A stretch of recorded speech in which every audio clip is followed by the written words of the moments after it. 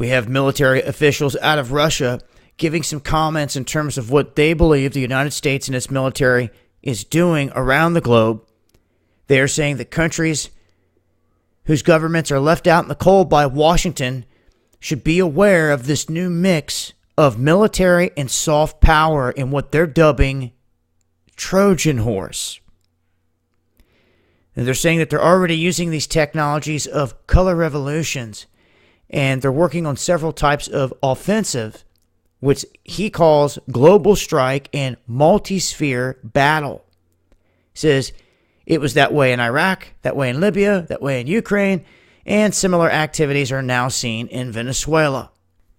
And the Pentagon's new Trojan horse warfare strategy, which is currently underway, they say, would rely on protest potential of the fifth column to destabilize the situation in the countries with unwanted governments.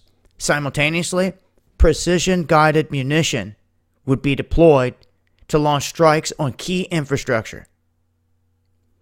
They're making these comments saying that all of this is in motion. Everything that they've seen happen step by step with these other countries, Iraq, Libya, Ukraine.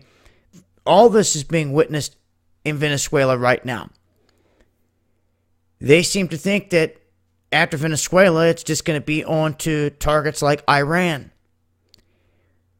Till eventually, when all of these countries are turned into like proxy battlefields, it's going to be nothing left but the juggernaut still in proxy battlefields. So something will have to give at some point.